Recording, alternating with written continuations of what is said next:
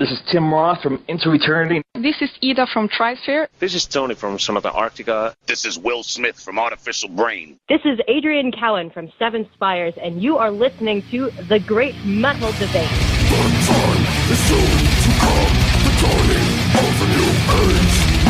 A bringer of light, the brightest morning star, to rise from the low to the darkness abound. I will rise from the pit with the legions of the uneturned. To back what was mine, and him of Lucifer, will be in command.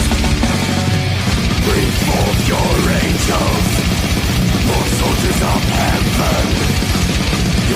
Hey metal fans, welcome back to the podcast for another metal artist interview. I'm joined by the guys in brutal death troupe Hate Storm Annihilation. Guys, thank you so much for joining us on the Great Metal Debate. Thank you for having us. Well, we're talking to you at the Nick here in Birmingham, Alabama, and where you guys are performing as part of your 2+ week run through Eastern North America, along with Seven Spires. How has the tour been received so far? Exceedingly well, actually. Myself and the bassist of Seven Spires have been talking a lot about how we honestly weren't planning on the crowds being this good. So this has been a fantastically positive turnout, yes. Playing alongside a band like Seven Spires, which brings certainly a different musical feel to the table with the symphonic and orchestral style. Has that proved to be a good mix as far as fan interest and people turning up? Most of the time, yeah, I would say so. It's been better if Seven Spires has been headlining, and we've been playing right before them because their fans will typically, stick around through our set if Seven Spires is headlining or get there early. Whereas if we're headlining, their fans will usually leave the venue afterwards, which, we understand. So there's no worries there. But, yeah. It's been great mix. And looking online at the different local shows, looks like you've had a good mix of local openers and each of stops as well. Absolutely. There's been some really fantastic talent that's been on a lot of these shows. Just yesterday, there was a band called Mirthless. They were probably one of the best locals, quotation marks, as they can't see me, that I've ever seen. Like I showed up about 2 minutes late because I was out buying some apples, and I walked in and I just started watching. I was like, holy shit, I can't believe that this is a local talent. Like, they were unbelievable. Like, tech death meets like the most just cynical, evil shit, and they all look like regular Joes, like, which I appreciate, because I feel like there's a kind of aesthetic thing that can kind of go on with a lot of evil bands that I love seeing guys that just look like they're just here to play music and have a good time, And now, this isn't even your first tour of the year. You guys were out on the road earlier with big names like Morbid Angel and Origin. What was that experience like? It was incredible. The best musical experience of my life so far, because these are bands that we've looked up to for years, for tens of years, so being able to actually see them every day and see that they're not gods like we would imagine. They're just regular guys. They're quite funny, and we've made some real good friends with them, so I cannot wait to see them again. We've had Jason Kaiser a couple of times on the show, and he's as down-to-earth a guy as you can imagine. I love him so much. We're He's fantastic. Yeah. They're our favorite friends, guys, bands. They're so cool. I hope they listen to this. Longstreth just came to our show in Queens. Yeah. That was great. We got to pal around with him, watch him get super intoxicated. It's a great time. Absolutely great. Sorry, John, if you hear this too. Yeah. That has to be cool. I understand you guys have some impressive tour experience that goes back a ways, having taken a couple of trips over to Europe. Tell us about that. Yeah, so we've made 2 European runs. Our first one was way back in like 2000, late 2012 or early 2013, in support of Bloodsoaked, which is Peter's from North Carolina, I believe.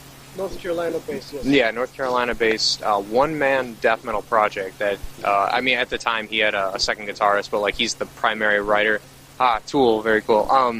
And so he would go out there, just himself and Joseph, his other guitarist, and play just this brutal fucking shit that was just amazing.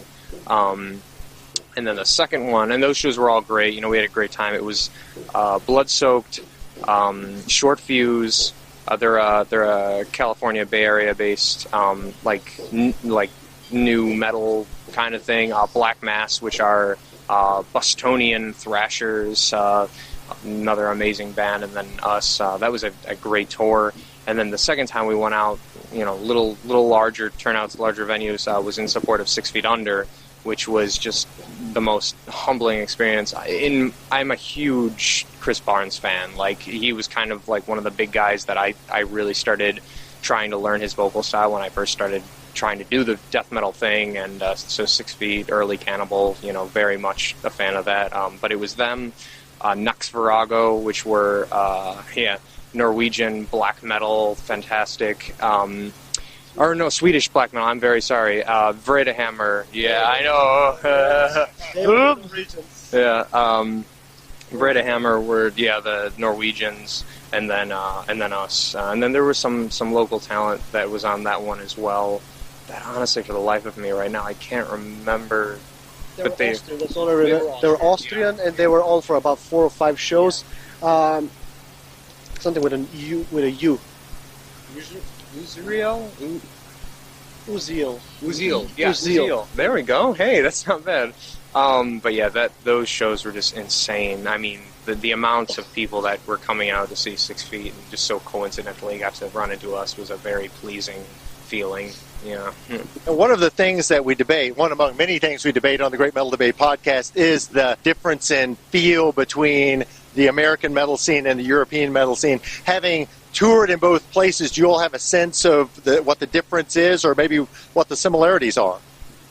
Seems the European people appreciate that a little bit more for some reason, to me at least. I myself am European, I'm Bulgarian, so I know that when a band comes in Bulgaria, for example, they'll play the capital city, and people would drive for 4 or 5 hours from small villages somewhere up in the mountain to just see the band, because things like this don't really happen so much. Bigger countries, more advanced countries, say like Germany, they're a little bit more like the US. They kind of expect you to do your thing and, you know, be good at it, so they kind of sit and watch. And that was very interesting for us, at least the first time, because we were like, are we doing something wrong? They're just standing there, nobody's having fun. And then we figure out, even when the headliner 6 Feet Under comes out, it's kind of the same thing. Because, you know, big bands come through there all the time, and they're not really that surprised. But you go to Eastern Europe, you go to Poland, Romania, anywhere, they go nuts for us. So that's a lot of fun for me. Now, I do want to talk with you all about the band's album, Storm of Flames, released back in 2014. Tell us a little bit, without going through the whole history, about the process that brought that album together. Totally. So I actually started writing that that album when I was in high school still, just bedroom guitarist. That I've been very bad at like learning other musicians' material as much as I like to pick up on techniques and then just try to immediately start writing music on my own. And so like when I was first putting together the songs for that record, it was like, well, this is great and I love this, but like I needed to find somebody fast enough to be able to do this, you know, with. And so I'd run into Constantine over Craigslist. Like no joke. It was put out ad, young boy in search of Bulgarian blast machine. Some weird invitations from that. Basically every week me putting up death metal drummer available, and he says death metal guitarist available. So it was kind of match made in heaven. Yeah. So when I first started that, I think I was 15 when I first started writing the music to that, and then I think by the time we got together I was 17, and so that record, like, because I'd say about 85% of it was all done before we had started working, so it was immediately, all right, here's this song, here's this song, here's this song, and I think we had our first show literally within like the first 2.5-3 months of being together. We opened up Summer Slaughter 2012. It was Cannibal Corpse, Between the Buried and Me, and a list of about 20 other bands. But yeah, it was fantastic. And now with some time, several years to reflect on it, kind of what are your feelings about how that album turned out, both positive and maybe some critiques? No, we actually, this is a really fantastic thing. We were going back on this, so for years we've hated that record. Like we can't listen to it. It made us cringe. And then when we got off the Morbid tour, Constantine was telling me that he was at a I went over a friend's house, and there was another guy over there, and the lady's like, "Hey, this is a drummer, let me show you what he plays." So she played the album, and for the first time ever, I heard it like a sight person. So like, oh, this is not all that bad. For 5 years, I've actually hated that album. Like, I could not listen to it. And then I heard it about 2 weeks ago for the first time, like an outside person. I was like, not too bad. And I would actually put up that record against any other band's first record. So kind of proud of it now.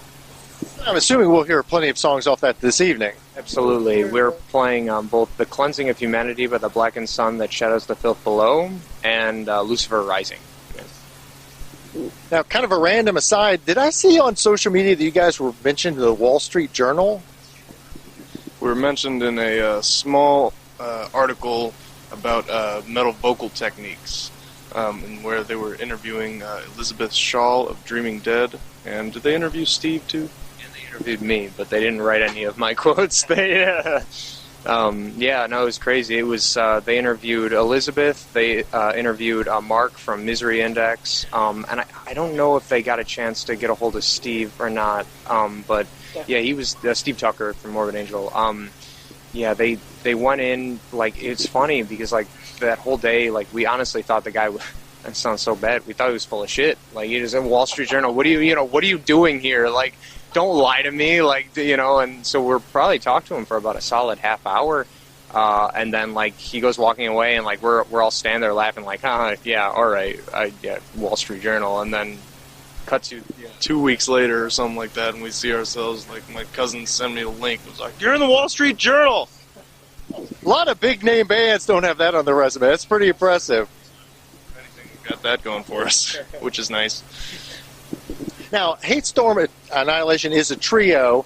Can you speak to what the challenges and advantages are of just having three musicians perform live on stage? Absolutely. I think a nice thing about having a trio, number one, aside from the stage thing, is three guys are a lot easier to get together for rehearsals, for tours, single shows, than having 5-6 people, is. Second to that, I think in a live sense, me and Spencer are very much fans of just stupid, loud, big, fat guitar tones. So it lets me crank up how loud as I want. It lets him crank up as loud as he wants, and we don't get in each other's way. It's kind of it's a perk because we like that filthy, gross sound. Like, I think there's a lot of we want to sound as gross as we can.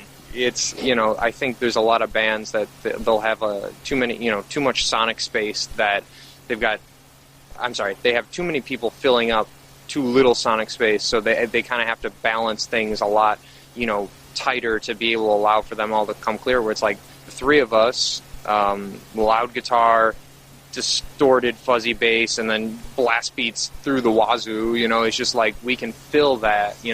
Peter was just saying to again, bassist for Seven Spires, was just saying to us last 2 nights ago, he said when we start playing, he can't believe how dense our sound is as a trio. And it's just like, before Spencer came into the band, me and Constantine were doing things as a duo for years. Yeah, so like that second the 6 Feet Under Europe run, it was just the two of us. But at the same time, I was also playing a 7-string tuned down a half step, with as much low-ended bass as I could possibly get. But like it taught us how to be, self-efficient with as little as we had. So now we got a bassist and just like, well, shit, get out of the way. It's like a fucking tank of loudness, and it's sick. It's fun. Yeah. Well, starting to wrap up with you guys, after this current tour with Seven Spires ends, what are the band's plans for the rest of 2018, and when can fans expect to hear new music from the band? So right now, we're actually in the process of trying to get our newest record released. We've been going through the process of shopping it and whatnot, trying to close in on some things. Hopefully that should be out at least the next 2-3 months, hopefully, because the thing's literally been done for over a year now, so it's just like we want this music out so bad. And then in regards to any other shows, at the moment, nothing is confirmed, but there's talk of a couple tours that could possibly happen, as well as a fun little adventure overseas that may happen. I think it's a TV show that might happen. It's my home country in Bulgaria, which to me is a big thing, obviously, and we might be doing that. No, nothing is confirmed. It's just plans. But we might attach that to a small run of my country, which people would love. Because again, like I said earlier, we don't really get too much death metal of this style there, and let alone Bulgarians, playing it coming from overseas. That's not as common. Of course, there's some killer bands there that we would love to work with, but with the show, I think it might be very cool if it works out. And again, like you said, a couple of tours. And as far as new music, he's already written quite a lot of it. Yeah, so the second record's done, but I'm actually already 3/4 way through the third. So it's one of those things. Once we get this thing out, we're ready to just keep moving with new stuff. This is what we love. This is what we do. So I want to keep it, as consistent And will fans of the previous material find a lot familiar, or will they have some surprises as well, perhaps? They're going to find a lot of surprises. It's a very, very different record from the first. I didn't play on the first record. I came in for the second one. And just hearing the difference between the first record that they did and this record now, it's almost like a different band. But I think there are still a lot of things that people will find very enjoyable and very heavy in the music. Let me clarify, when we say different, we still have the heavy stuff, we still have the fast stuff. It's just a lot of extra stuff added to this album that maybe I should say we couldn't actually play musically on the old stuff. A lot more old-time signature stuff, a lot more funky for your brain stuff. You would be like, oh, what just happened? Well, the old one was just punching you. That's, just brutalness the whole time through. This one has a little bit more of a, I should say, more taste to it. The other one was just punch you. That's it. A lot for people to look forward to. Finally, what is the best way for fans to purchase music and merchandise from Hate Storm Annihilation, including your album, Storm of Flames? So everything physically in regards to the CD itself, our merch, which includes our shirts, our patches, our poster, everything's available through our Big Cartel site. I think it's www.bigcartel.com/Hate Storm Annihilation, I think. And then the record itself is also available digitally, both for download as well as streaming via all of the typical sites, your iTunes, Spotify, most of the regular stuff. Well, guys, my first time to see you all perform live. I'm so looking forward to the show this evening. Going to be a great one. Thank you very much.